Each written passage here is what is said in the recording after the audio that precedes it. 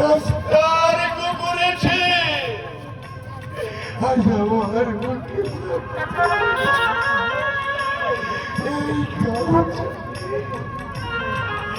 পায়ের জন্য বেঁচে যেতে হলো এর চেয়ে মৃত্যুই ওর কাছে দুঃখ করবেন না বাবু, দুঃখ করবেন না। যেমন কর্ম করে এসেছে তেমনি ফল তো পাবে। আমাদের দেশে বলে বুড়া বাপ আর মরা ছাগল দুই সমান, আগাড়ে ফেলে দেয় ছেলে বলে না। কি হলে ভুবন ভুবন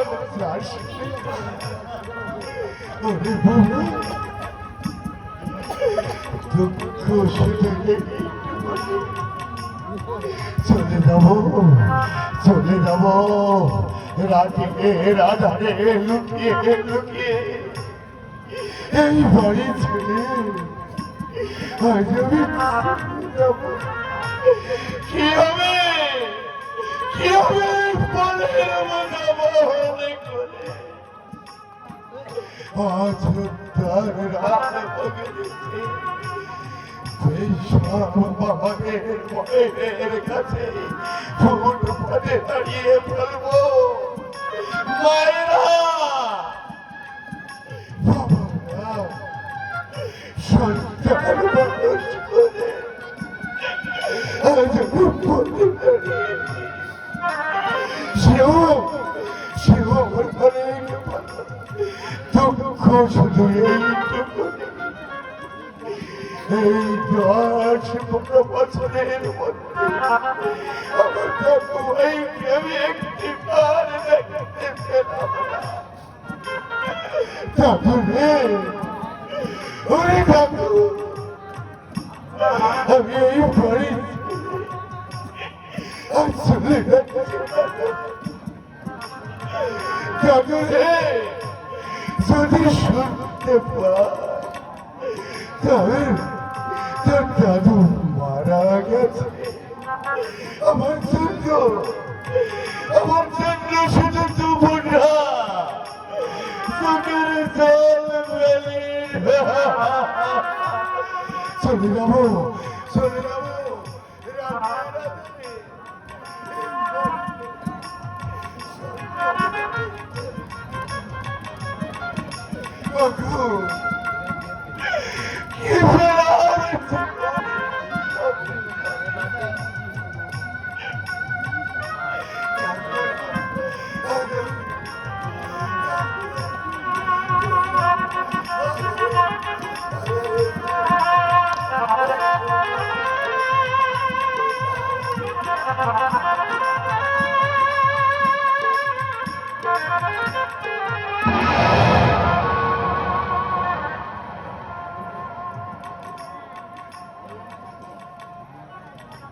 এই আমার চাকরি, পর পুরুষের মনোরঞ্জন করে খিদের অন্ন জোগাড় করা, অথচ আমার স্বামী জানে আমি একটা প্রাইভেট ফার্মে চাকরি করি। তিলে তিলে নরকের পথে আমি ধীর ধীর এগিয়ে যাচ্ছি, পারছি না, আমি যে আর যন্ত্রণা সইতে পারছি না। হ্যালো মিতা, তাই যোগ তোমার চোখে জল। Don't be emotional my darling. জীবনটা কল্পনায়, নাটকটাই কঠোর বাস্তব। ইচ্ছার বিরুদ্ধে মানুষকে অনেক কাজই করতে হয়।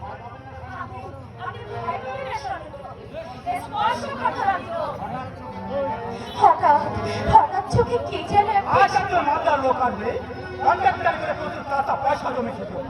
যদি নাচে গানে তাকে মনোরঞ্জন করতে পারো, তোমার ফিউচার ব্রাইট।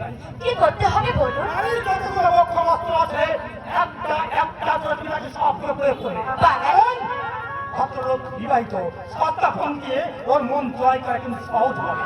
আচ্ছা, ভদ্রলোক কি বাঙালি? বাঙালি তো বটেই, আমি সাপোষা বাঙালি। আমরা তাদেরকে বলি মধ্যবিত্ত। হঠাৎ কিছু টাকা পয়সা পেয়ে আচ্ছা সানন্দ বাবু, বলো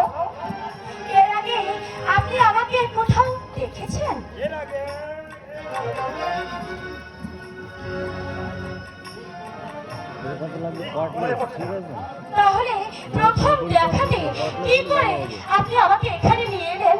আমি যদি আপনার প্রস্তাবে রাজি না হতাম অথবা আপনার বিরুদ্ধে পুলিশের কাছে রিপোর্ট করতাম।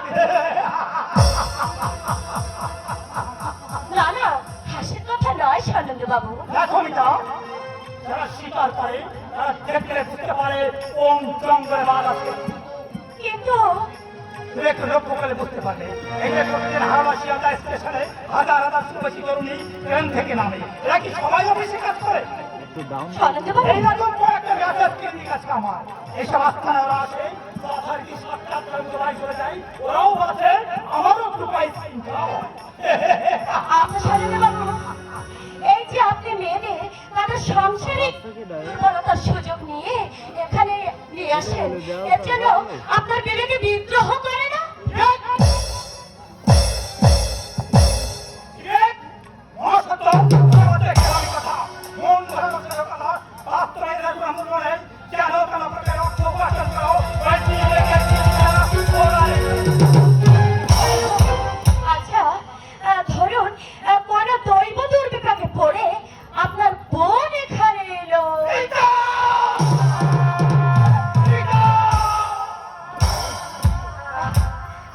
আপনি চমকে উঠলেন কেন? আমি জাস্ট এক্সাম্পল দিচ্ছিলাম। আচ্ছা ধরুন আপনার বোন এখানে এলো আর যথারীতি ভাবে আপনার দালালদের হাতে ধরা পড়লো। আমি তোমাকে সাবধান করেছি, এই সব আলোচনা তুমি আমার সামনে একদম করো না। আমি কি হয়তো আমার একটা কিছু করে থাকবো। স্বর্ণেন্দু বাবু, আপনি আমাকে বাচ্চাটা করবেন। আমি জানতাম না যে আপনার মতো মানুষেরও দুর্বলতম স্থান আছে। আপনি আমাকে ক্ষমা করবেন।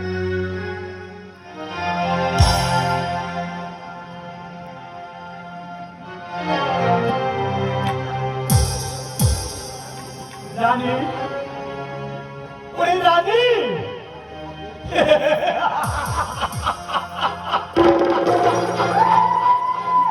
তুই যেখানে থাকিস তোকে আমি ভুল করার এবং তোকে আমি ভুল করা।